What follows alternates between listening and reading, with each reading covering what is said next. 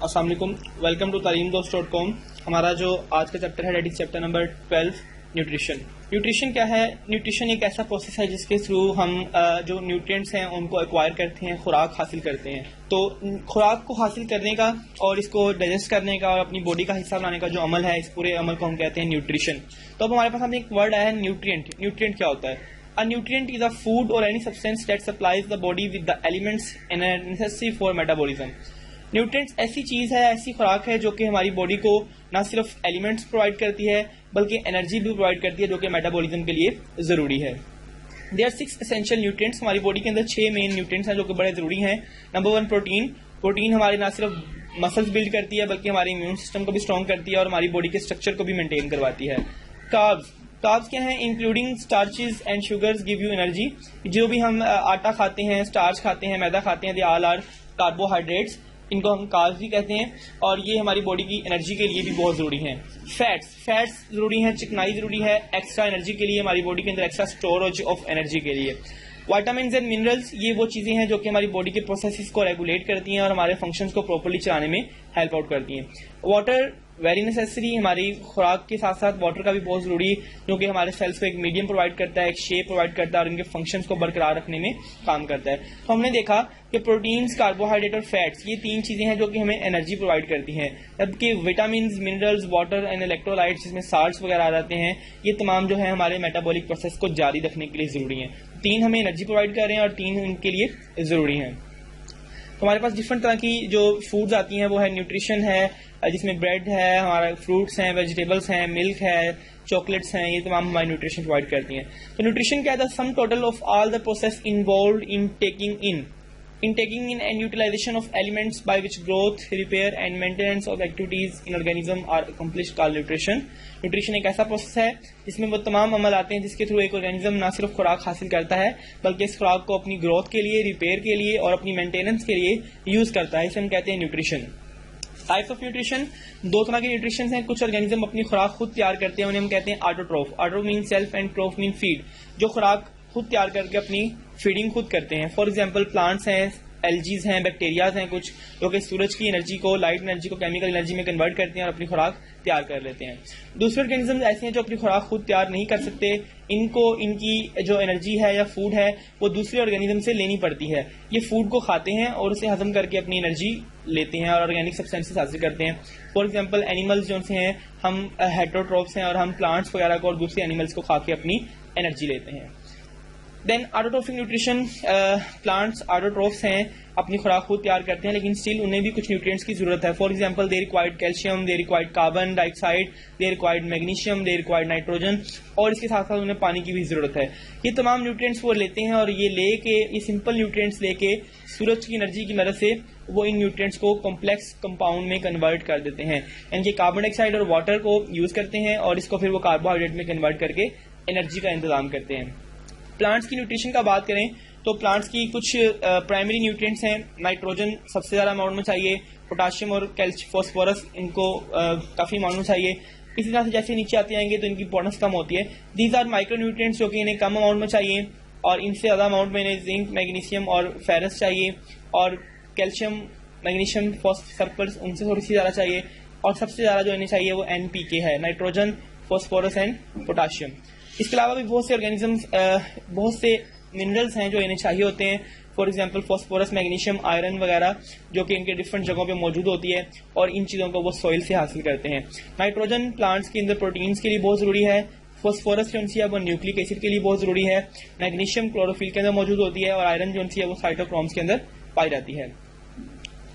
Fertilisers ऐसी चीजें हैं जो कि हम आर्टिफिशियली खेतों में डाला करते हैं और ये फर्टिलाइजर्स डाल के हम खेतों को ये न्यूट्रिएंट्स सप्लाई करते हैं। Urea, superphosphate and ammonium nitrate, ये कुछ फर्टिलाइजर्स हैं जो कि हम प्लांट्स की ग्रोथ को बेहतर करने के लिए डाला करते हैं। Mineral element deficiencies, different organisms के पास डिफरेंट मिनरल्स हैं। अगर इनकी डेफिशिएंसीज होती हैं तो उससे प्लांट पे कुछ असरात आते हैं। वो क्या असरात हैं? Number 1, stunt growth. नाइट्रोजन की अगर कमी होगी तो ग्रोथ रुक जाएगी। स्ट्रॉन्ग क्लोरोसिस, क्लोरोसिस का फिनोमेना ऐसा फिनोमेना है जिसके अंदर किसी ऑर्गेनिज्म के अंदर लीफ में से क्लोरोफिल कम हो जाता है। फॉस्फेट की कमी से ग्रोथ, रूट्स की ग्रोथ कम हो जाती है। पोटाशियम की कमी से लीफ के जो मार्जिन है, जो पत्ते हैं, वो ब्राउन और येलो होना शुरू हो जाते हैं। यहाँ पे हम इसको देख सकते हैं। और इसके साथ साथ प्लांट्स की प्री मेच्योर डेथ भी वाक़या होती है। मैग्नीशियम की डेफिशिएंसी से अगेन क्लोरोसिस होता है। तो ये जो न्यूट्रिएंट्स डेफिशिएंसीज हैं पौधों के अंदर, फसलों के अंदर न्यूट्रिएंट्स का कम होना, इसको हम इजीली डिटेक्ट कर सकते हैं बाय कलर फोटोग्राफी। यानी कि एक तो हम इसको आम आंख से देख सकते हैं कि पत्ता पीला हो रहा है, सब्ज है, ब्राउन है, लेकिन इसको मजीद डिटेल देखने के लिए हम कलर फोटोग्राफी की टेक्निक अप्लाई कर सकते हैं। देन हेटेरोट्रोफिक न्यूट्रिशन, ऐसे ऑर्गेनिज्म जो अपनी खुराक खुद तैयार नहीं करते हेटेरोट्रोफिक कहलाते हैं। इसकी डिफरेंट टाइप्स हैं। सेप्रोफाइटिक, ऐसे ऑर्गेनिज्म जो डिकम्पोजिंग चीज़ों से लेते हैं। पैरासिटिक इसकी टाइप है, इंसेक्टिवोरस टाइप है, सिम्बायोटिक इसकी टाइप है। फर्स्ट ऑफ ऑल सेप्रोट्रोफिक न्यूट्रिशन, ऐसे ऑर्गेनिज्म जो अपनी खुराक डेड या डिकेइंग मैटर से हासिल कर रहे होते हैं, गली सड़ी चीज़ों से और ऑर्गेनिक कंपाउंड जो कि डिकम्पोज हो रहा है उनको एब्जॉर्ब करके जो अपनी न्यूट्रिशन हासिल करते हैं उसे कहते हैं सेप्रोफाइटिक न्यूट्रिशन। इनके पास कुछ एंजाइम मौजूद होते हैं जो कि चीज़ों को डिग्रेड करने का काम करते हैं और उनको डिकम्पोज करके अपनी खुराक लेते हैं। फंजाई, मशरूम, यीस्ट वगैरह इसकी एग्जांपल्स हैं जो कि अपनी खुराक इस तरह से लेते हैं। अब ये ऑर्गेनिजम्स अपनी खुराक डिकम्पोजिशन से ले रहे हैं लेकिन आपको बड़ा हेल्प आउट करते हैं। ये डिकम्पोजर्स हमारे डिकम्पोजिंग साइकिल को चलाते हैं। अगर ये ना हो तो हमारा जो डिकम्पोजिंग वेस्ट मटेरियल है वो इकट्ठा होता रहे और हमारे लिए दुनिया में नुकसान का सबब बन सकता है। Number 2 is the parasitic nutrition. Parasite कहते हैं ऐसे ऑर्गेनिज्म को जो किसी दूसरे ऑर्गेनिज्म के ऊपर रहता है और न सिर्फ अपनी खुराक लेता है बल्कि उनको नुकसान भी पहुंचाता है। पैरासिटिक न्यूट्रिशन ऐसी हेटेरोट्रोफिक न्यूट्रिशन है जिसके अंदर ऑर्गेनिज्म किसी दूसरे ऑर्गेनिज्म पे रहता है। जिस ऑर्गेनिज्म पे रहेगा उसको हम होस्ट कहते हैं और जो ऑर्गेनिज्म है उसको हम पैरासाइट कहते हैं। यानी कि पैरासाइट और होस्ट का एक रिलेशन होता है। आप देख सकते हैं कि एक पौधे के ऊपर डिफरेंट तरह के जानवर रह रहे हैं, सुंडियां सी हैं, पैरासाइट्स हैं जो कि इससे खुराक भी ले रहे हैं और इसको नुकसान भी पहुंचा रहे हैं। इसी तरह से डोडर प्लांट है, एक लीफलेस प्लांट है, इसके पास लीफ नहीं है लेकिन ये एक पैरासाइट के तौर पे रहता है और दूसरे प्लांट से अपनी खुराक को एब्जॉर्ब करता रहता है। Number 3 symbiotic relationships. ये ऐसे रिलेशनशिप हैं जिसके अंदर एक ऑर्गेनिज्म किसी दूसरे ऑर्गेनिज्म के साथ एक एसोसिएशन बना लेता है और दोनों एक दूसरे को फायदा देते हैं। ऐसे ऑर्गेनिज्म को हम कहते हैं सिम्बायोटिक रिलेशन। फॉर एग्जांपल एक बड़ा इंपॉर्टेंट जो रिलेशन है वो है वस्कुलर प्लांट्स और फंजाई के बीच। वस्कुलर प्लांट्स जो हैं वो फोटोसिंथेसिस करते हैं और जो फंजाई है ये दूर दूर तक फैलती है और अब्जॉर्बन का काम करती है। फंजाई इनको वस्कुलर प्लांट्स को एब्जॉर्ब करके minerals, nitrogen, phosphorus, calcium, potassium हर चीज पहुंचाती है। इन चीजों का इस्तेमाल करके वस्कुलर प्लांट फूड बना के फंजाई को पहुंचाते हैं। तो इस तरह से ये इन दोनों का आपस में रिलेशनशिप है। ये इसकी हेल्प आउट करता है, ये इसको हेल्प आउट करता है। इस तरह के रिलेशन को हम कहते हैं सिम्बायोटिक रिलेशनशिप। लाइकन्स भी इसी तरह का एक रिलेशनशिप है जिसके अंदर एक माइक्रोस्कोपिक ग्रीन एल्गी और कुछ फंजाई आपस में रिलेशन बना लेते हैं। एल्गी फोटोसिंथेसिस से फूड प्रिपेयर करती है और फंजाई जो सी है वो इनको न्यूट्रिएंट्स लाके देने में मदद करती है। इस तरह से दोनों एक बहुत एडवर्स कंडीशन में भी सर्वाइव कर जाते हैं। एक पत्थर के ऊपर, एक चट्टान के ऊपर भी दोनों जिंदा रह सकते हैं। माइक्रोहाइजा ये एक डिफरेंट टाइप है। ये ऐसा रिलेशन है जो कि फंजाई के अंदर और वस्कुलर प्लांट्स के अंदर पाया जाता है। यानी कि हायर प्लांट्स जो से हैं उनकी जो रूट्स हैं वो एब्जॉर्बन का काम करते हैं। अगर इनकी रूट्स के अंदर फंगस आ जाए, फंगस इनकी रूट से अटैच होती है और इनकी रूट्स को बहुत ज़्यादा सरफेस एरिया इंक्रीज करता है। आप देख सकते हैं कि ये एक रूट है और इस रूट के साथ बहुत ज़्यादा फंजाई के नेटवर्क लगा हुआ है। ये नेटवर्क इसको ना सिर्फ न्यूट्रिएंट्स बल्कि पानी और साल्ट्स वगैरह के एब्जॉर्बेंस में हेल्प आउट करेगा। जब ये न्यूट्रिएंट्स ज़्यादा मिलेंगे तो प्लांट की ग्रोथ अच्छी होगी और प्लांट फूड भी ज़्यादा प्रिपेयर करेगा और फिर यही फूड यूज करके फंजाई ग्रो भी करेगी। तो इस तरह का जो म्यूचुअल रिलेशन है वो भी माइक्रोहाइजा कहलाता है, जो कि एक दरख्त के दरमियान, वस्कुलर प्लांट के दरमियान और एक फंजाई के दरमियान होता है। लेग्यूमिनस प्लांट्स, लेग्यूमिनस प्लांट ऐसे प्लांट हैं जिनके पास नूडल्स मौजूद हैं। ये कैसे नूडल्स हैं?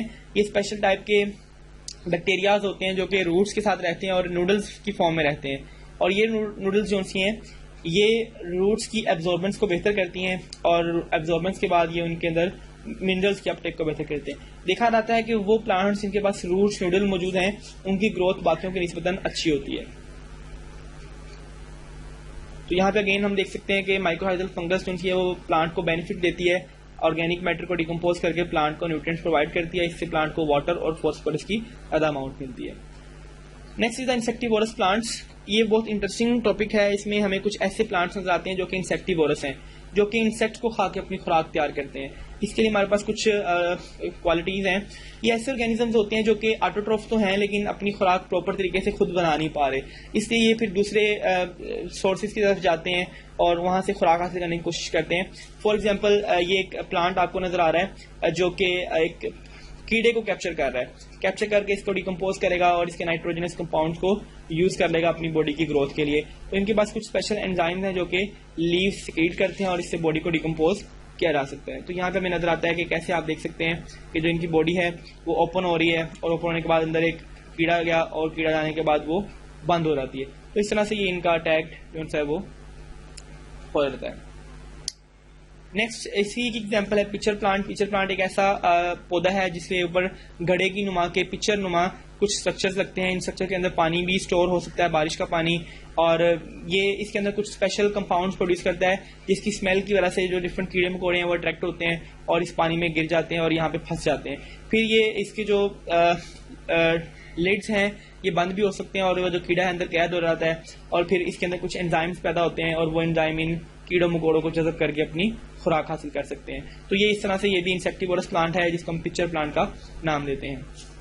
नेक्स्ट इधर वीनस फ्लाई ट्रैप। जैसा कि हमने देखा था ये एक फ्लाई ट्रैप है जो कि खुला हुआ होता है, ऐसे इस पे आगे की मक्खी बैठती है, चिपक जाती है और ये बंद करके उसको डाइजेस्ट करके इसको एब्जॉर्ब करके अपनी न्यूट्रिशन का सबब बना लेता है। तो इस तरह के ऑर्गेनिज्म जो से इनके ऊपर लॉन्ग हेयर होते हैं एजिस पे जो कि ऑर्गेनिजम्स को ट्रैप करने में हेल्प करते हैं और ये उन्हें ट्रैप करके अंदर ही डाइजेस्ट कर लेता है।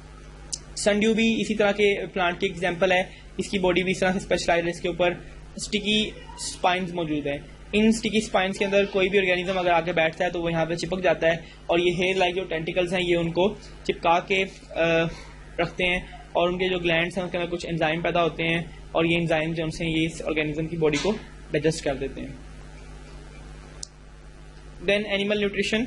एनिमल न्यूट्रिशन पहले हमने प्लांट की बात की, अब हम एनिमल की बात करें तो एनिमल्स आर ऑलवेज हेट्रोट्रोफिक। कोई भी एनिमल अपनी खुराक खुद तैयार नहीं कर सकता। हमारे पास डिफरेंट तरह के ऑर्गेनिज्म आते हैं।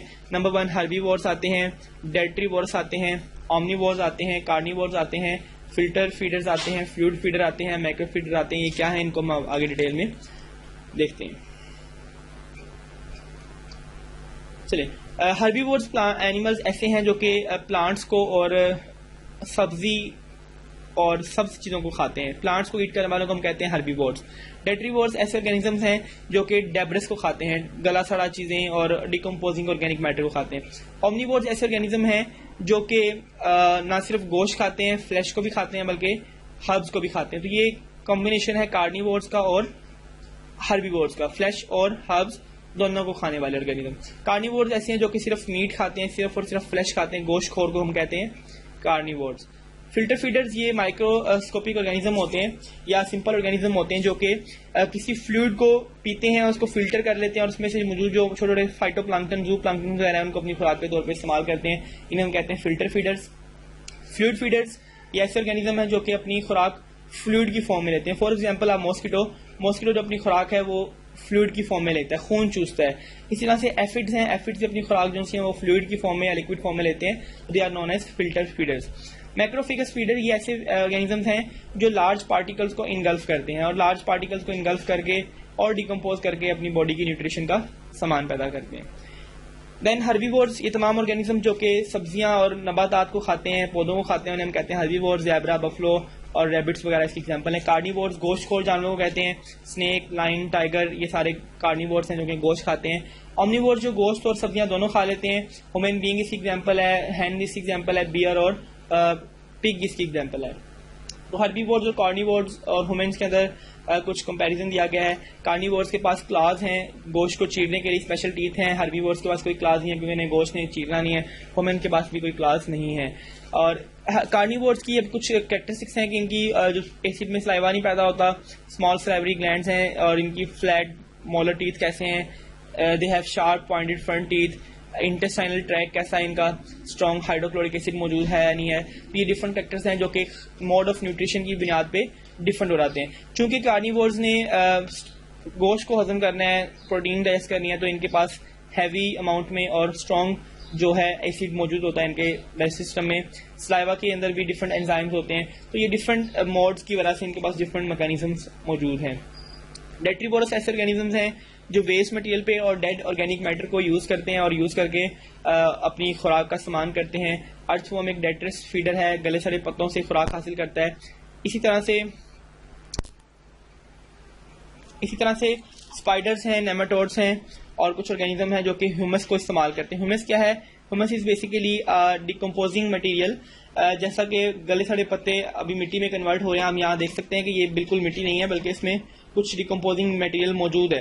तो इस तरह की चीज़ों को खा के डेट्रीवोरस जो से अपनी खुराक हासिल करते हैं। Next is the filter feeders, ऐसे ऑर्गेनिज्म जो पानी को या फ्लूइड को फिल्टर करते हैं और इसको फिल्टर करके इसमें से कुछ चीज़ें हासिल कर लेते हैं, उसे हम कहते हैं फिल्टर फीडर्स। जेंट क्लैम, सी स्पंजिस, वेल शार्क और ब्लू वेल, ये कुछ ऐसे ऑर्गेनिज्म है। यानी कि अगर हम वेल की एग्जांपल लेते हैं तो ये वेल ज़रा सारे अमाउंट में पानी को मुंह में लेके जाती है और इस पानी के साथ बहुत सी छोटी छोटी मछलियाँ और बहुत से छोटे ऑर्गेनिज्म इसके मुंह में आ जाते हैं। पानी को ये बाहर निकाल देती है बॉडी से और उन मछलियों वगैरह को अपने माउथ में ले जाके बॉडी में एब्जॉर्ब कर लेती है।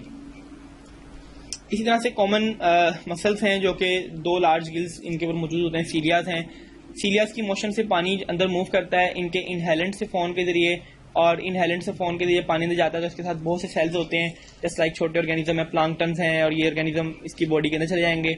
पानी को ये एक्सहेलेंट फोन से बाहर निकालेगा, लेकिन ये जो माइक्रोब्स वगैरह हैं वो इसकी बॉडी के अंदर इकट्ठे हो जाएंगे और ये उनको डिकम्पोज करके अपनी फूड हासिल करेगा। Next is the fluid feeder. Fluid feeder ऐसे ऑर्गेनिज्म है जो कि लिक्विड को कंज्यूम करते हैं। फॉर एग्जांपल मॉस्किटोज हैं, एफिड्स हैं, ये किसी स्किन के जरिए या प्लांट से ये फ्लूइड को चूसते हैं और अपनी खुराक पूरी करते हैं। हमिंग बर्ड और कुछ परिंदे भी ऐसे हैं जो कि फ्लूइड को चूस के अपनी खुराक हासिल करते हैं। शहद की मक्खियाँ भी इसी में आती हैं जो कि फलों का रस चूसती हैं। इसी तरह से लीच एक ऐसा ऑर्गेनिज्म है जो कि खून चूसता है, पैरासाइट है बेसिकली, तो ये भी फ्लूइड फीडर की एग्जाम्पल में आता है। मैक्रोफेगस फीडर ऐसे ऑर्गेनिज्म जो कि खुराक लेते हैं और खुराक को लार्ज पार्टिकल्स या पीसीज की फॉर्म में खाते हैं। इनके पास फीडिंग के लिए टेंटिकल्स मौजूद है। टेंटिकल्स क्या हैं? They are arm like structure जो कि शिकार को पकड़ने और उसको तोड़ के खाने में हेल्प आउट करते हैं। तो गार्डन स्नेल जो सी है वो इसकी एग्जांपल है, क्योंकि उसके पास एक स्पेशल टंग लाइक स्ट्रक्चर है रेडुला, ये लीफ को स्क्रैच करता है और उसके पार्टिकल्स खाता है। स्पॉटेड डॉग फिश ये एक खास फिश है जो कि स्वेलिंग और सीजिंग करके फीडिंग करती है। These are the example of macrophagous feeders. Next parasite, ऐसे ऑर्गेनिज्म जो खुराक के लिए दूसरों पर डिपेंड करते हैं। पैरासाइट्स हैं, लीच है, माइट्स है, टिक्स हैं, ये सारी इसकी एग्जांपल आती हैं। फ्लीज हैं इसके अंदर, तो ये एक्सटर्नल पैरासाइट हैं जो कि बॉडी के बाहर रहते हैं। जबकि कुछ पैरासाइट्स ऐसे हैं जो बॉडी के अंदर होते हैं। फॉर एग्जांपल टेपवर्म है, लिवर फ्लूक है और मलेरियल पैरासाइट्स हैं, बॉडी के अंदर रहते हैं। तो ये बॉडी के अंदर रहते हुए अपनी खुराक हासिल करते हैं। They are endoparasites. Parasites में भी ऑब्लिगेट पैरासाइट्स, ऐसे पैरासाइट्स जो कि सिर्फ और सिर्फ अपने होस्ट पे डिपेंड करते हैं। अगर होस्ट होगा तो ये पैरासाइट जिंदा रह सकेंगे, होस्ट के बगैर ये पैरासाइट्स भी किल हो जाते हैं। इन्हें हम कहते हैं obligate parasites. Facultative parasite, they have facility to live on host और लिव विदाउट होस्ट। अगर तो ये लीव इनके पास होस्ट मौजूद है तो ये होस्ट पे रहेंगे, अगर होस्ट किसी वजह से इनके पास अवेलेबल नहीं है तो ये होस्ट के बगैर भी अपना सर्वाइवल कंटिन्यू रख सकते हैं। Then holozoic nutrition. Holozoic nutrition एक बड़ा कॉम्प्लेक्स और एक एडवांस न्यूट्रिशन का मेथड है जिसके जरिए किसी भी चीज़ को ना सिर्फ अपटेक किया जाता है बल्कि डाइजेस्ट करने के बाद बॉडी से बाहर भी रिमूव किया जाता है। और इनके जो 5 स्टेप्स हैं वो हम 5 स्टेप्स देखते हैं। The first step is injection. Injection कहते हैं खुराक को खाना, खुराक को बॉडी के अंदर या माउथ के अंदर लेके जाना। This is known as ingestion. खुराक को बॉडी में लेके जाने का अमल इंजेक्शन कहलाता है और ये जो प्रोसेस है ये माउथ के जरिए होता है। डाइजेशन, खुराक को छोटे पार्टिकल्स में तोड़ के उससे फूड के पार्टिकल्स बनाने का अमल जो उनका डाइजेशन कहलाता है। और ये जो डाइजेशन है ये डिफरेंट एंजाइम्स की मदद से की जाती है।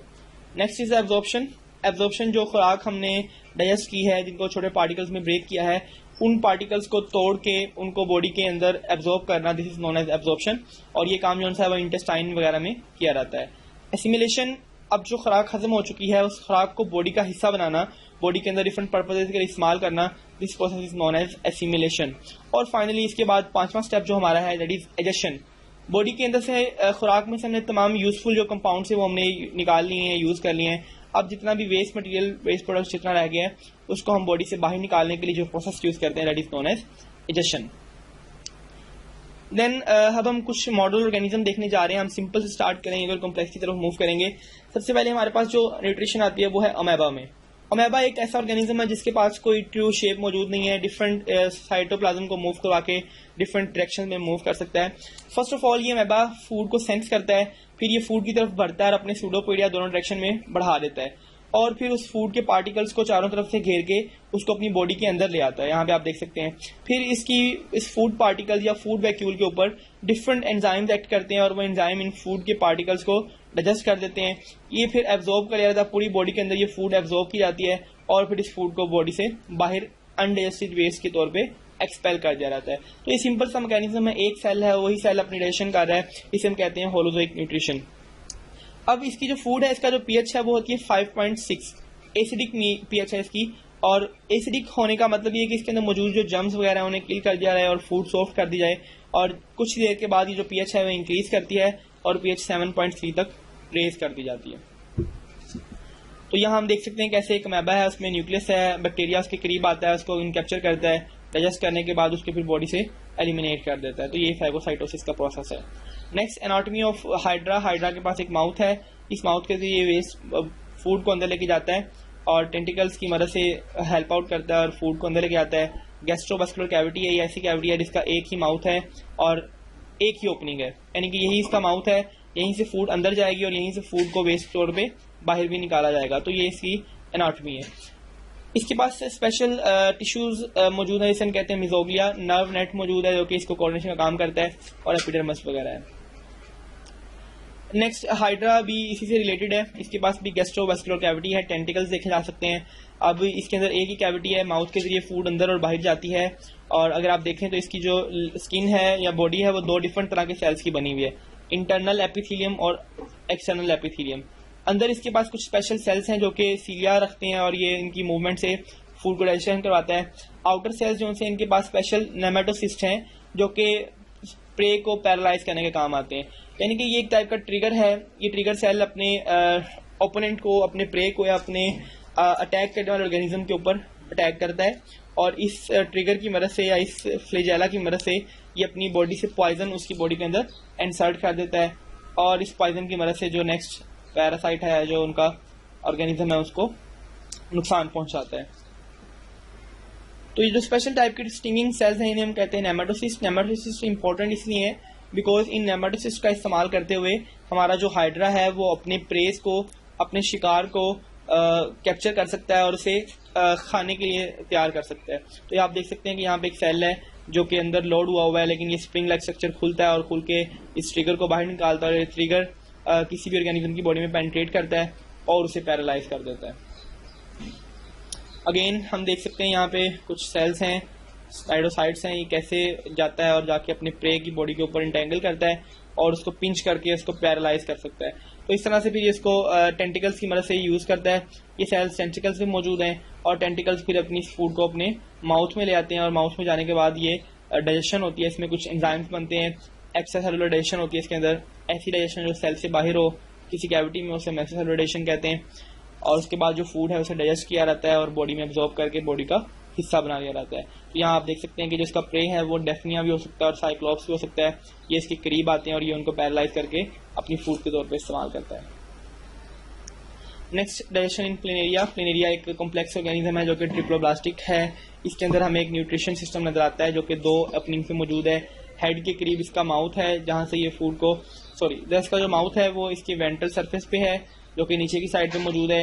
इसी के जरिए फूड को अंदर लेके जाता है और इसी के जरिए फूड को बाहर निकालने का एहतमाम किया जाता है। इसके पास सीलियाज मौजूद हैं, इनकी मोशन से जो है फूड आगे पीछे मूव करवाई जाती है और फूड की वेरिएबिलिटी को डिफरेंट जगह पे पहुंचा दिया जाता है। तो ऐसे ऑर्गेनिज्म जो कि डेड या फिर स्लो मूविंग ऑर्गेनिज्म के ऊपर गुजारा करते हैं, इसके पास फेरिंग्स है। फेरिंग्स क्या है? ट्यूब लाइक मस्कुलर ऑर्गन है जो कि प्लेनेरिया के माउथ तक पहुंचता है और फूड को पहुंचाने की ये ट्यूब है। फूड को इंडिविजुअल सेल्स की मदद से डाइजेस्ट किया जाता है। सेल्स जो हैं डाइजेस्टिव ट्रैक्ट के अंदर वो फैगोसाइटोसिस की मदद से लाइंड होते हैं, फैगोसाइटोसिस की मदद से ये पहुंचते हैं। तो ये जो इसकी डाइजेशन है वो कम्प्लीटली इंटरसेलुलर डाइजेशन है और बॉडी के जो डिफरेंट पार्ट्स हैं वो बॉडी से बाहर डिफ्यूजन के जरिए ही पास आउट करते हैं। अनडाइजेस्टेड जो फूड है वो बॉडी से माउथ के जरिए बाहर निकाल दी जाती है। नेक्स्ट कॉकरोच की डाइजेशन की बात करेंगे तो कॉकरोच के डाइजेशन के लिए एक फेरिंग्स मौजूद है, यहाँ से फूड को अंदर लेके जाता है। स्लाइवरी ग्लैंड्स हैं, फूड को सॉफ्ट करते हैं। स्लाइवरी रिजर्वायर है जहाँ पे स्टोर होता है स्लाइवा। उसके बाद ये फूड एसोफेगस में आती है स्लाइवा से मिक्स होने के बाद। आगे क्रॉप है, क्रॉप और जो गिजर्ड है they are stomach like structure जहाँ पे फूड की डाइजेशन होती है। उसके बाद हेपेटिक सीका है, यहाँ से भी जो न्यूट्रिएंट्स हैं एब्जॉर्ब किए जाते हैं, वेस्ट मटेरियल बॉडी का इसमें आता है। और फिर इसके बाद ये गट आती है जिसे हम एलिमेंट्री कैनाल भी कहते हैं या हम इसे इंटेस्टाइन भी कह सकते हैं। इसके अंदर जो फूड एब्जॉर्ब होती है, आगे मेल्पिजियन ट्यूब्यूल्स आती हैं। मेल्पिजियन ट्यूब्यूल्स भी यूरिनेशन में काम करती हैं, बॉडी का वेस्ट मटेरियल कलेक्ट करके उसको रेक्टम के थ्रू बाहर निकालने में हेल्प आउट करती हैं। तो ये बेसिकली एक सिस्टम है कॉकरोच का, कैसे कॉकरोच माउथ के थ्रू जो फूड है वो एंटर करवाता है और उसे फिर through out the body eliminate करवा देता है। डाइजेस्टिव सिस्टम जो है वो ट्यूबुलर है, ट्यूब की फॉर्म में है। एक जो पहली है इसकी वो फोरगट है, हमने इसको 3 पार्ट में डिवाइड किया है। The first one is foregut, next one is the midgut and the last one is the hindgut. तो ये डिफरेंट तरह के हमारे पास हमने इसकी जो पूरा सिस्टम है उसको हमने 3 पार्ट्स में डिवाइड कर दिया। देन फोरगट में 4 चीज़ें मौजूद हैं, माउथ कैविटी है, फेरिंग्स है, क्रॉप है, गिजर्ड है।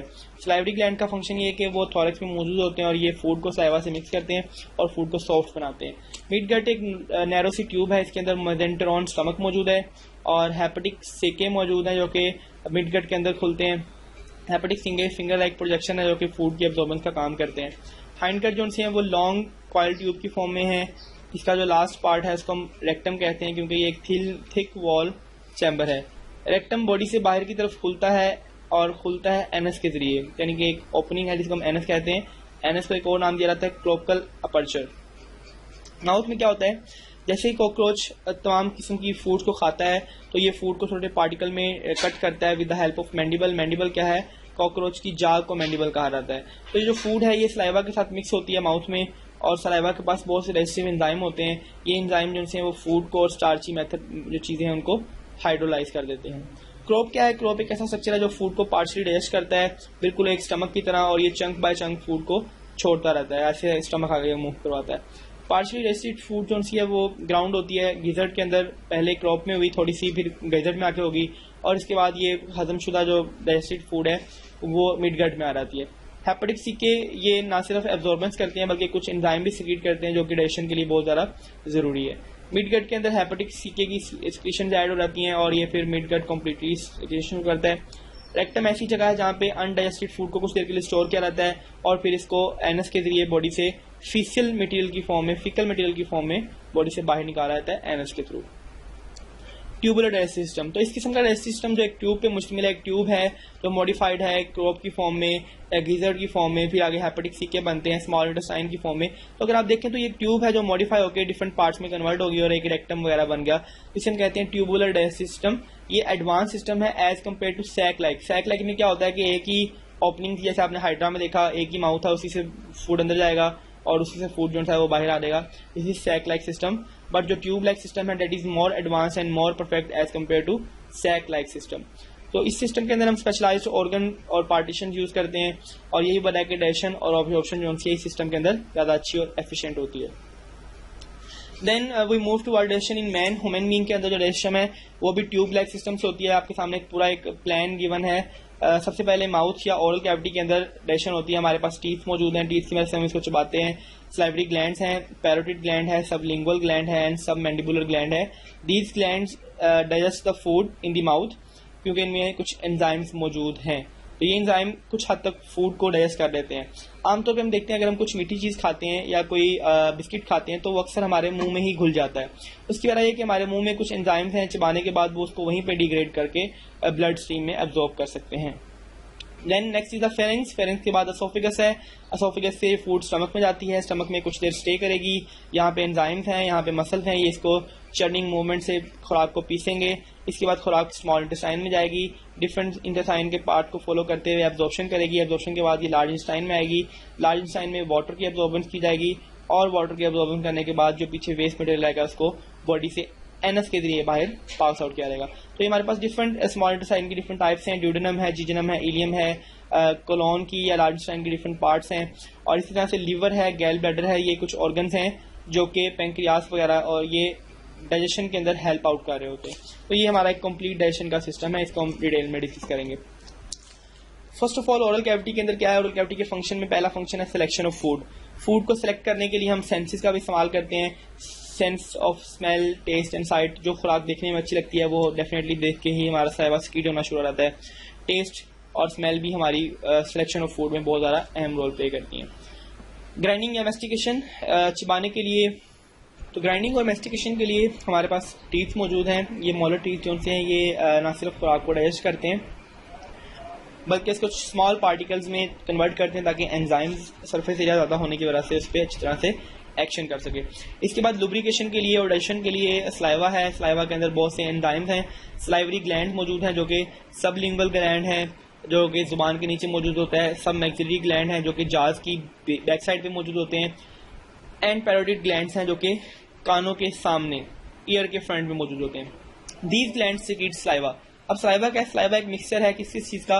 वाटर का, म्यूकस का, सोडियम बाइकार्बोनेट्स और इस जैसे साल्ट्स का और कुछ एंजाइम है जिसके अंदर हम अमाइलेज या टाइलिन कहते हैं। तो जो स्लाइवा है वो इन तमाम एंजाइम्स वगैरह का मिक्सचर है।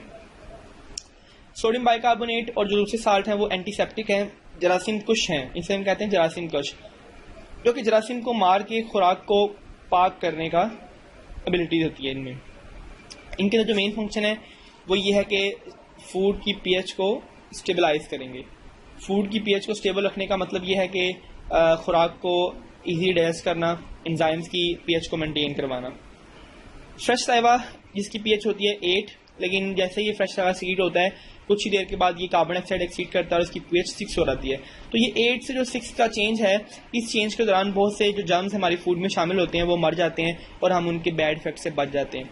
टाइलिन एक कार्बोहाइड्रेट डाइजेस्ट करने वाला एंजाइम है जिसको हम अमाइलेज भी कहते हैं और ये ना सिर्फ स्टार्च को बल्कि ग्लाइकोजन को भी माल्टोज के अंदर डाइजेस्ट कर देता है।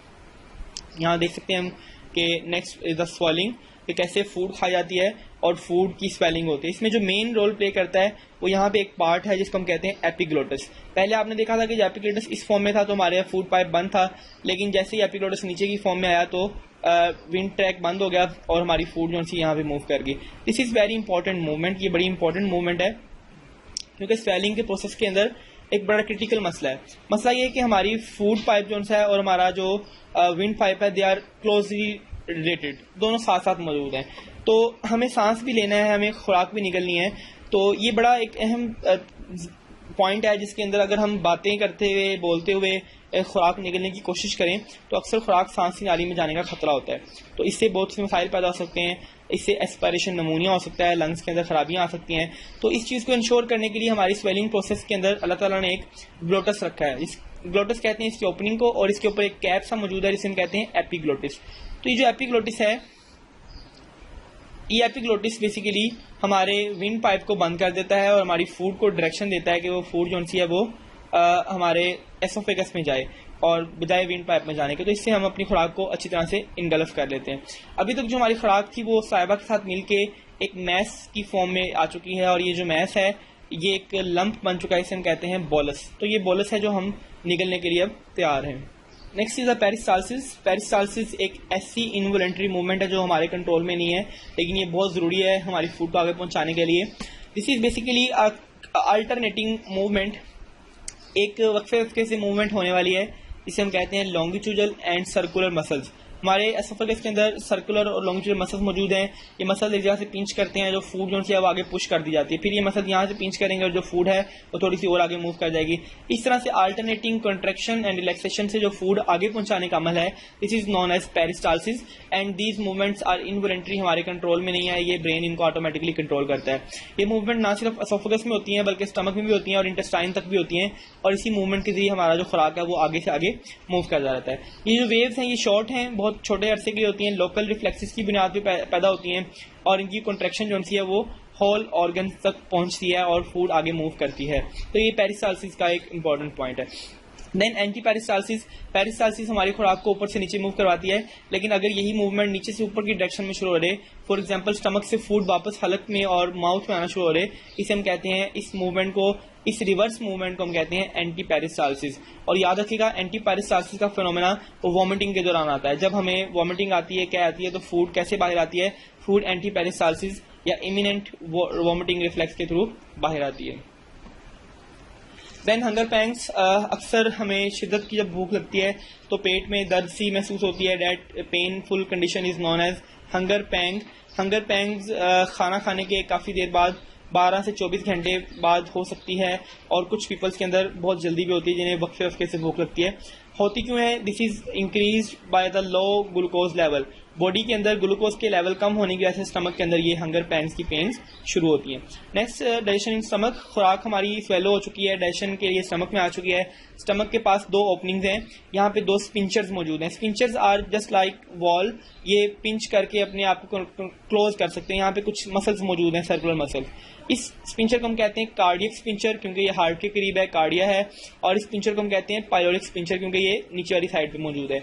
तो ये स्पिंचर खुलता है, फूड इसमें एंटर होती है। फूड एंटर होती है तो हमें पता चलता है कि यहाँ पे 3 लेयर्स मसल्स की मौजूद हैं, यानी कि स्टमक की जो स्ट्रक्चर है वो 3 लेयर्स पे बना हुआ है। Outer layer is known as connective tissue. Outer layer जो है वो फंडस और सेरोसा पे मुश्तमिल है, जो कि कनेक्टिव टिश्यू है।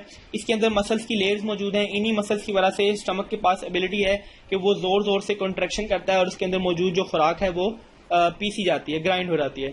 और इसी तरह से अंदर ग्लैंडुलर म्यूकोसा मौजूद है। ये कुछ ऐसे सेल्स हैं, कुछ ऐसी टिश्यूज हैं जिनके पास ग्लैंड्स मौजूद हैं, और ये ग्लैंड जो हैं सिक्रीशंस पैदा करते हैं, और इनकी सिक्रीशंस जो हैं वो फूड को डाइजेस्ट करती हैं। इसकी सिक्रीशन में क्या क्या होता है वो हम आगे डिस्कस करेंगे।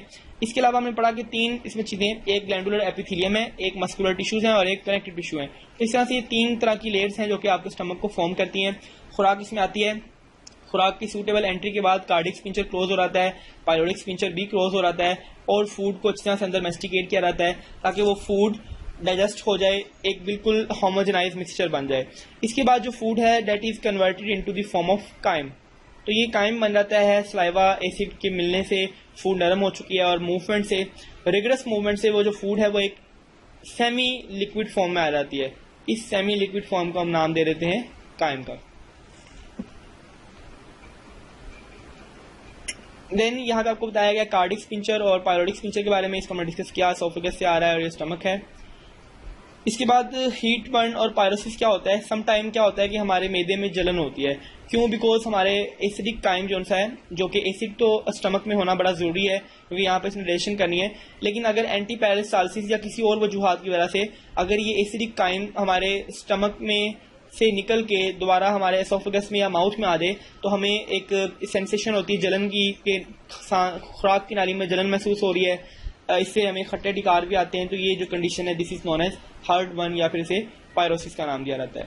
तो यहाँ पे आप देख सकते हैं कि कैसे जो फूड है वो मूव कर रही है, एसोफेगस से होती हुई स्टमक में आई है। स्टमक के अंदर अब उसके ऊपर कुछ एंजाइम एक्ट कर रहे हैं, लीवर से कुछ एंजाइम्स आए हैं। अब ये एंजाइम जो हैं ये इस फूड पे एक्ट कर रहे हैं और फूड को डाइजेस्ट करने का काम करेंगे। इसके बाद ये एंजाइम्स हैं ये फूड को आगे इंटेस्टाइन तक भेज देंगे।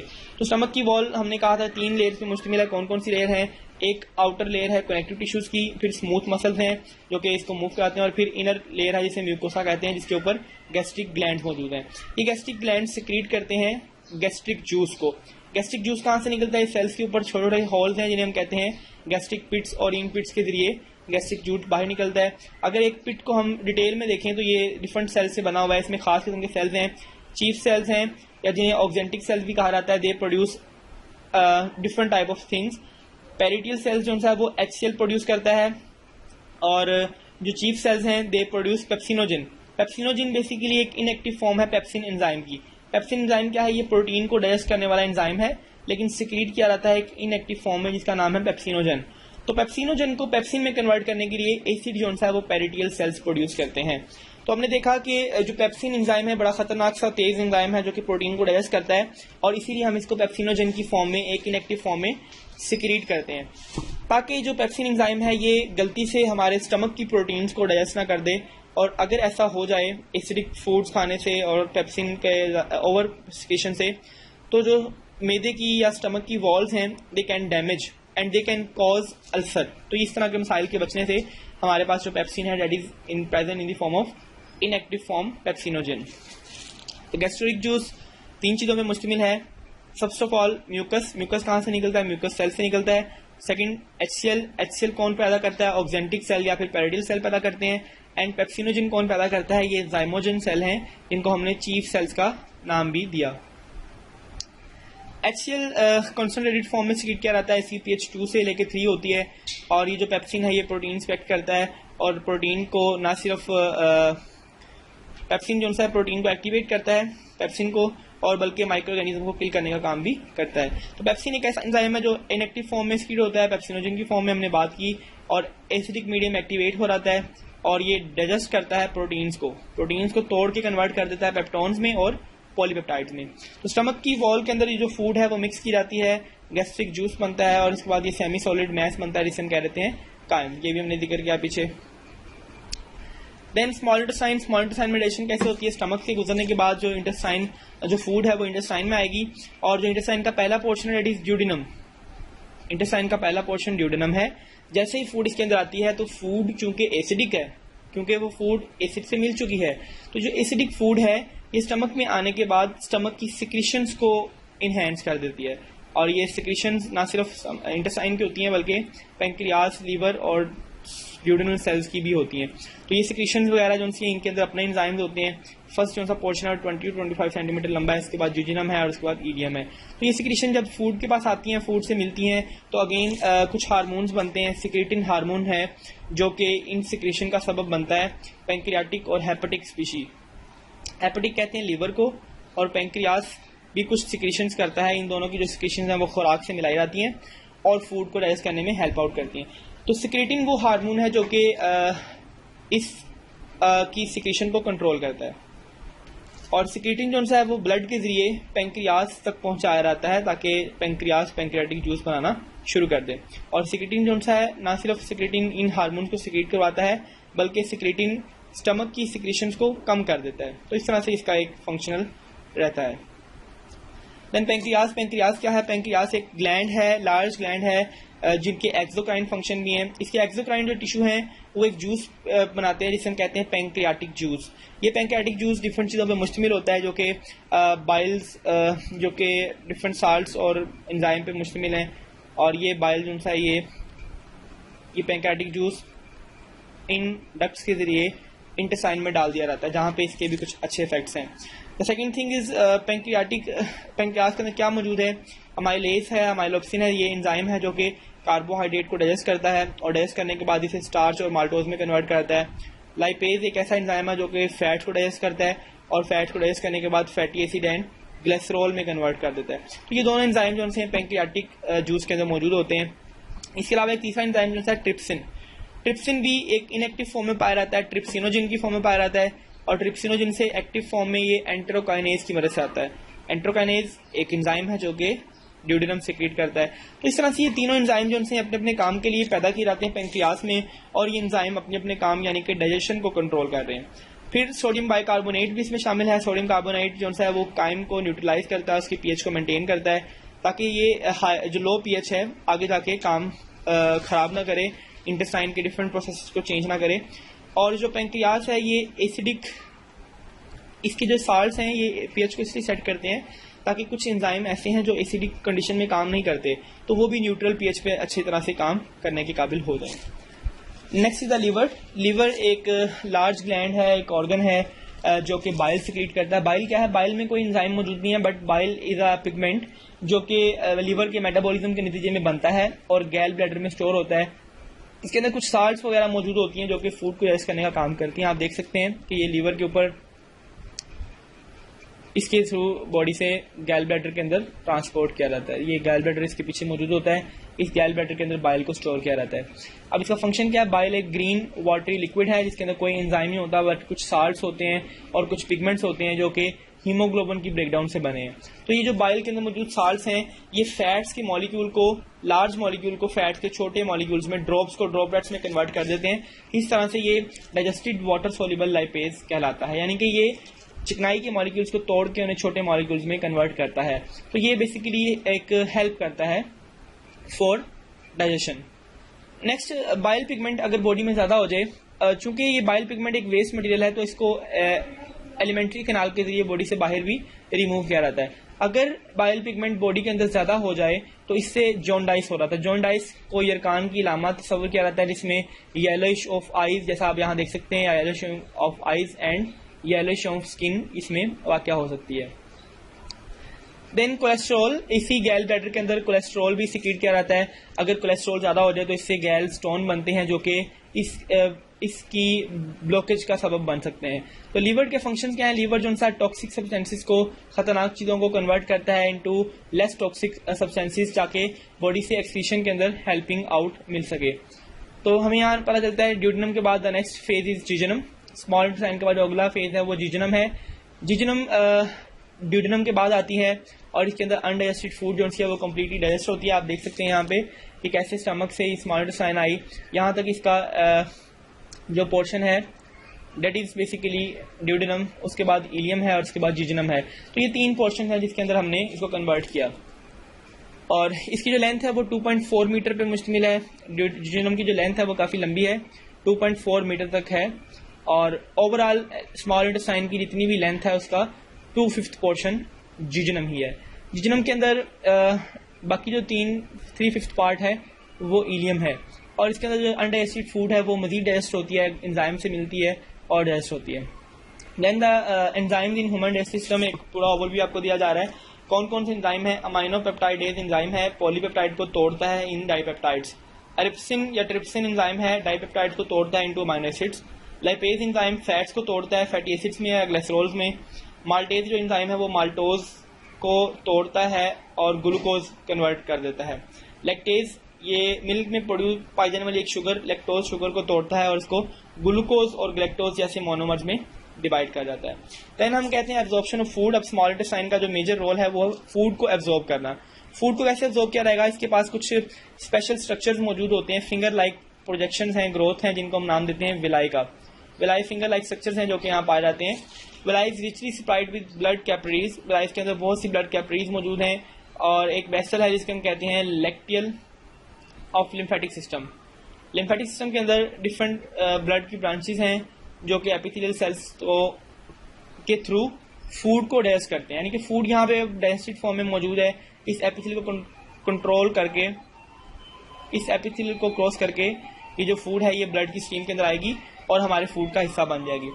अब यहाँ हम देखते हैं कि ये विलाइज हैं, विलाइज के ऊपर अगर हम इसको मैग्नीफाई करें तो इसके ऊपर डिफरेंट विलाइज हैं और इस विलाई को अगर हम बड़ा करके देखें तो इसके ऊपर छोटे छोटे हेयर लाइक स्ट्रक्चर्स हैं जिन्हें हम माइक्रोविलाई कहते हैं। यानी कि जो एब्जॉर्प्शन है फूड की ये मेगा लेवल से लेकर माइक्रोस्कोपिक लेवल तक जारी है और ये माइक्रोविलाई जो हैं ये आपके सरफेस एरिया को इंक्रीज कर देते हैं। बिल्कुल उसी तरह से टॉवल के ऊपर बहुत छोटे छोटे थ्रेड लाइक स्ट्रक्चर लगे हुए हैं और ये थ्रेड लाइक स्ट्रक्चर जो हैं ये फूड की एब्जॉर्प्शन को या बेहतर कर देते हैं। Then large portion of glycerol and fatty acid enter villi. बहुत सा ग्लिसरॉल और फैटी एसिड है वो विलाई में एंटर होता है जहाँ पे ये कंबाइन करके फैट्स में कन्वर्ट हो जाता है और ये फैट्स जो हैं वो लैक्टियल में कन्वर्ट होते हैं। Protein in the lymph vessel combine with the fat form lipoprotein, enter blood, hydrolyse from blood plasma and enter the body cell where they use in the respiration.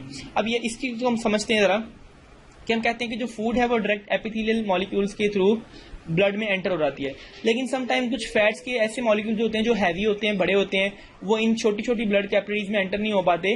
They directly go into the inside branch. ये जो आपको yellow colour की एक branch नजर आती है, अंदर tube नजर आती है, this is known as lacteal. वो डायरेक्टली लैक्टियल में जाते हैं, लैक्टियल इन्हें लिम्फेटिक सिस्टम के थ्रू ब्लड में डाल देती है और ब्लड में एंजाइम के टूटने के बाद वो फिर अपने सेल्स तक भी पहुंच पाती है। तो ये इसका एक सिस्टम है जिसे हम कहते हैं कि ये एक लिम्फेटिक सिस्टम है जो डाइजेशन में हेल्प आउट कर रहा होता है।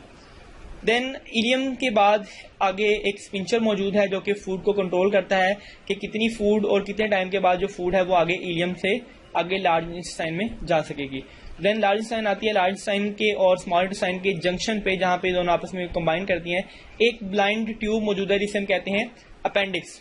तो ये अपेंडिक्स जो सी है ये बेसिकली एक नॉन फंक्शनल सी एक चीज़ है जो कि वेस्टिजियल ऑर्गन्स में कंसिडर की जाती है।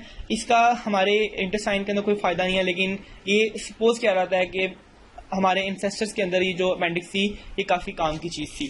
तो अपेंडिक्स जो सी है इसकी एक बीमारी है जिसमें इसकी इन्फ्लेमेशन हो जाती है और इसकी इन्फ्लेमेशन से बीमारी हम कहते हैं अपेंडिसाइटिस। तो अब हम बात करें लार्ज इंटेस्टाइन की, तो लार्ज इंटेस्टाइन 3 पार्ट्स पे मुश्तमिल है, caecum, colon and rectum. Caecum क्या है? सीकम वो ब्लाइंड प्रोजेक्शन है जहाँ पे ये लार्ज इंटेस्टाइन स्टार्ट ले रही है और यहीं पे इलियम और कोलोन जो है वो आपस में मैच करती हैं, मीट करती हैं। फिर हम यहाँ देख सकते हैं कि कोलोन ये था सीकम वाला पोर्शन, आगे कोलोन है। कोलोन को हम 3 पोर्शन में डिवाइड करते हैं, असेंडिंग कोलोन ऊपर जाने वाली, transverse colon and descending colon. तो ये कोलोन की 3 पार्ट्स हैं और एंड पे रेक्टम के थ्रू जो बॉडी से वेस्ट मटेरियल जो है बॉडी से एलिमिनेट हो जाता है। तो जो फूड्स हैं वो ज़्यादातर स्मॉल इंटेस्टाइन में ही डाइजेस्ट हो चुकी है, अब्जॉर्ब भी हो चुकी है। लार्ज इंटेस्टाइन में नॉर्मली सिर्फ साल्ट्स और वाटर वगैरह को अब्जॉर्ब किया जाता है, और कुछ जो फाइबर्स वगैरह और जो एक्सेसिव चीज़ें थी वो रह गई थी, उनको यहाँ पे अब्जॉर्ब करने का काम किया जाता है। इसके बाद जो वेस्ट मटेरियल बच जाता है, काम की चीज़ें हम अब्जॉर्ब कर चुके हैं, पीछे रह गया वेस्ट मटेरियल। उस वेस्ट मटेरियल को बॉडी से बाहर निकालने के लिए इजेक्शन का काम किया जाता है, और ये काम जो सा ये एक ओपनिंग के जरिए किया जाता है, इसको हम कहते हैं रेक्टम। रेक्टम के जरिए इस वेस्ट मटेरियल को बॉडी से बाहर एलिमिनेट किया जाता है। लार्ज इंटेस्टाइन के अंदर बहुत सी पॉपुलेशन बैक्टीरिया की रहती है। ये जो बैक्टीरिया हैं ये बहुत से विटामिन को प्रोड्यूस करते हैं, स्पेशली विटामिन के प्रोड्यूस करते हैं, और जो वाटर की एब्जॉर्प्शन है वो बहुत इंपॉर्टेंट है लार्ज इंटेस्टाइन में। अगर ये वाटर की एब्जॉर्प्शन ना हो और वाटर बॉडी से वेस्ट होता रहे इन्फेक्शन की वजह से या किसी ड्रग की वजह से या इमोशनल डिस्टर्बेंस की वजह से, तो इससे डायरिया हो सकता है। यानी कि अगर फूड के अंदर से वाटर प्रॉपर्ली एब्जॉर्ब नहीं होता और जो वेस्ट मटेरियल है वो एक लिक्विड की फॉर्म में बॉडी से एलिमिनेट हो रहा है, तो इसे हम कहते हैं डायरिया। लेकिन अगर कंडीशन इसके बरक्स हो जाए, बॉडी से एक्सेसिव एब्जॉर्प्शन हो जाए, यानी कि वाटर की एब्जॉर्प्शन होनी चाहिए लेकिन एक नॉर्मल रेंज में होनी चाहिए, अगर बॉडी से एक्स्ट्रा वाटर भी एब्जॉर्ब हो गया तो जो वेस्ट मटेरियल है वो एक बहुत सी ड्राई सी फॉर्म में आ जाएगा, जिसको हम कहेंगे कॉन्स्टिपेशन। तो ये मसाइल जो हैं ये इससे रिलेटेड है। तो रेक्टम बेसिकली लास्ट पार्ट है लार्ज इंटेस्टाइन का, जिसके अंदर फीसिस को स्टोर किया जाता है। यहाँ पे कुछ वॉल्स मौजूद हैं जो कि फीसिस को कंट्रोल कर सकते हैं फॉर सम टाइम। यहाँ पे स्पिंचर मौजूद हैं, स्मूथ मसल्स मौजूद हैं जो कि फीसिस को कंट्रोल करते हैं। जब ये रेक्टम ओवरफिल्ड होती है तो we have defecation reflex, mind के अंदर कुछ सेंसेशंस क्रिएट होती हैं, and then we go to washroom to eliminate this faecal material from the rectum through the anus. इस opening is known as anus. तो इस तरह से हमारे पास एक समरी आ जाती है कि कौन कौन सा ऑर्गन था। माउथ था, एसोफेगस था, stomach, small intestine and small intestine. ये डिफरेंट जो हमारे ऑर्गन्स हैं ये काम करते हैं डिफरेंट, और हमारे पास एक पूरी कंप्लीट समरी आ जाती है कि किस तरह हमारे ये काम करते हैं। अब इसमें तीन जो है हमारे वो एसेसरी ग्लैंड्स हैं, पेंक्रियास है, लीवर और गॉल ब्लैडर है। ये डायरेक्टली तो काम नहीं कर रहे लेकिन ये इनडायरेक्टली हमारे डाइजेशन के अंदर हेल्प आउट करते हैं। तो ये हमारे पास एक पूरा ग्लैंड का सर्फेस है। स्टमक में कौन कौन से ग्लैंडुलर सेल्स हैं, म्यूकस सेल हैं, पेरिडियल सेल हैं, जाइमोजन सेल हैं, एंडोक्राइन सेल हैं। स्मॉल इंटेस्टाइन के अंदर जो सेल्स हैं वो ड्यूडेनल हैं, गोबलेट हैं, एब्जॉर्प्टिव सेल हैं, एंडोक्राइन सेल हैं, और लार्ज इंटेस्टाइन में सिर्फ और सिर्फ गोबलेट सेल्स हैं। They also have, goblet cells also have some of the secretions. Then अब हम बात करेंगे कुछ डिसऑर्डर्स की कि कुछ मसाइल जो हमारे साथ वाबस्ता हो जाते हैं फूड्स की वजह से। डिस्पेप्सिया है, एनोरेक्सिया नर्वोसा है, फूड पॉइजनिंग है, बिलूमिया नर्वोसा है, ओबेसिटी है, और पाइल्स और अल्सर है।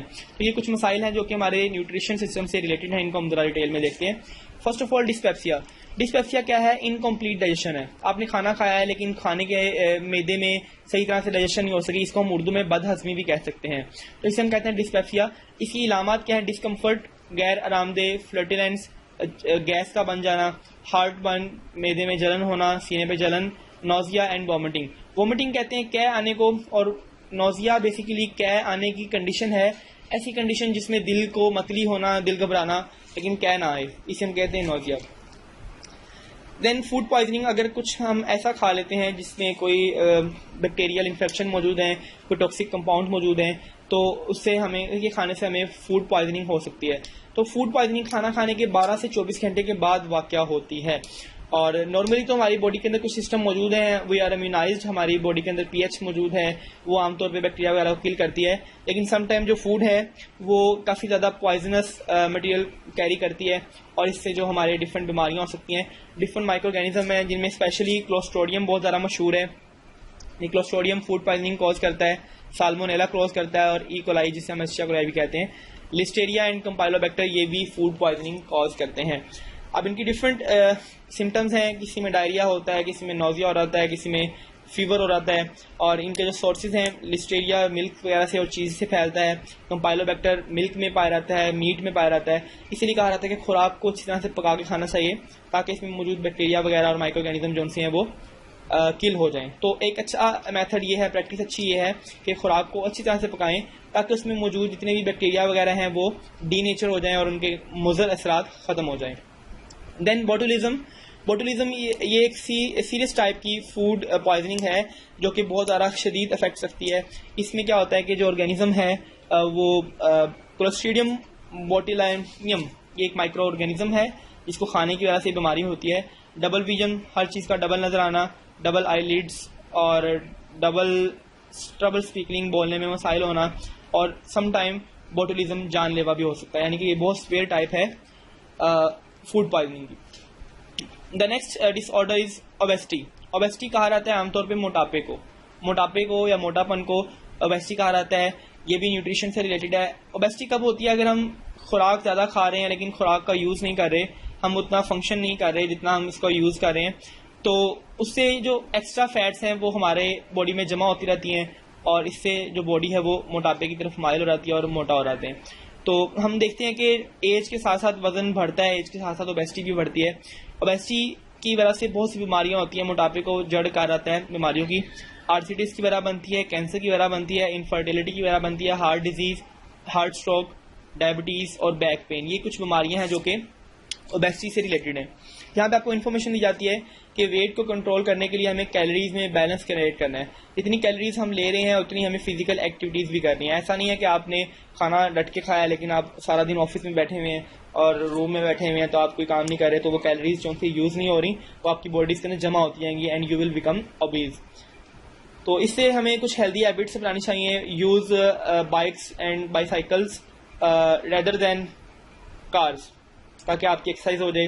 डाइट बैलेंस लें, फास्ट फूड वगैरह को नहीं यूज़ करना चाहिए। एक्सरसाइज प्रॉपरली करें या स्विमिंग या स्पोर्ट्स की कोई एक्टिविटीज शुरू करें rather than watching TV and internet.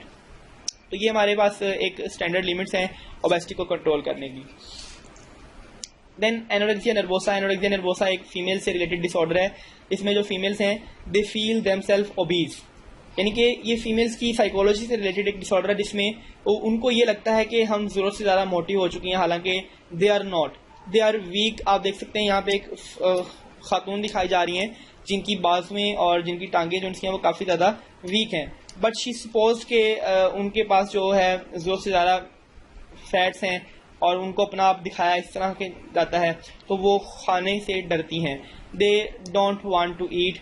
इनकी सिम्टम्स क्या है? स्वेयर वेट लॉस, वजन का बहुत ज़्यादा कम हो जाना, constipation, osteoporosis, dehydration, blood pressure का कम होना, dry skin, intolerance of cold, सर्दी का सामना ना कर पाना, इंसोम्निया एक ऐसी बीमारी है जिसमें भूख का मर जाना, भूख न लगना, वेरीनेस और फेंटिंग, बेहोश होना या चक्कर आना, इस तरह के जो प्रोसेस हैं वो इसकी इलामात हो सकते हैं। इसका इसी से मिलता जुलता एक ऐसा क्या है कि ये भी एक डिसऑर्डर है बुलिमिया नर्वोसा। इसमें जो खवातीन हैं वो खाना खाती हैं लेकिन खाना खाने के बाद उसको आर्टिफिशियल तरीके से बॉडी से बाहर इंड्यूस कर देते हैं। फॉर एग्जांपल आप यहाँ देख सकते हैं कि this is a women which is figure conscious. वो चाहती हैं कि उनका जो फिगर है वो बहुत स्लिम हो, बिल्कुल एक चम्मच की तरह, इसलिए वो कुछ खुराकें खा रही हैं, कुछ नहीं खा रही हैं और ये उनके लिए बहुत ज़्यादा डेंजरस हो सकता है because we have to take balance diet. हमें एक बैलेंस डाइट लेनी है। और यहाँ देख रहे हैं कि खाना खाने के बाद वॉमिटिंग के लिए फिंगर्स मुंह में डाली जा रही हैं ताकि वॉमिटिंग हो और जो कुछ आपने खाया वो बॉडी से बाहर आ जाए और एब्जॉर्ब ना हो सके। लेकिन इसके बहुत से नुकसान हैं। इसके साथ ही हम बॉडी से बहुत से यूजफुल मिनरल्स को भी निकालते हैं, इससे बहुत से नुकसान हो सकते हैं।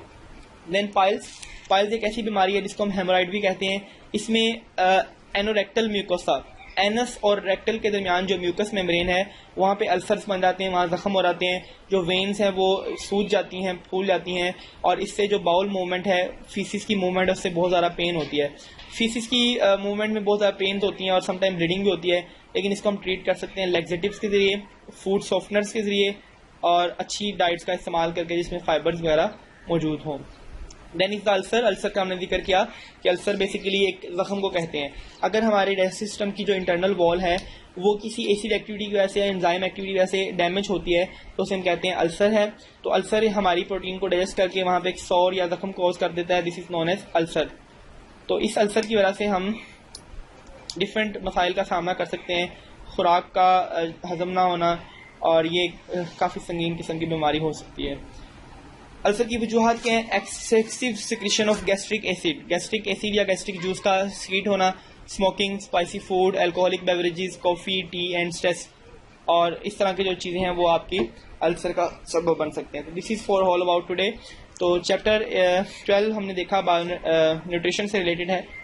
इसमें आपने नॉलेज लिया, लेकिन अभी बहुत ज़रूरी है कि आप इसके साथ दिए गए एमसीक्यूज़ करें और अपनी इवैल्यूएशन करें कि आपने अभी कितना नॉलेज लिया। ठीक है, तो ये एमसीक्यूज़ आपके लिए बहुत ज़्यादा ज़रूरी है। थैंक यू एंड अल्लाह हाफिज़।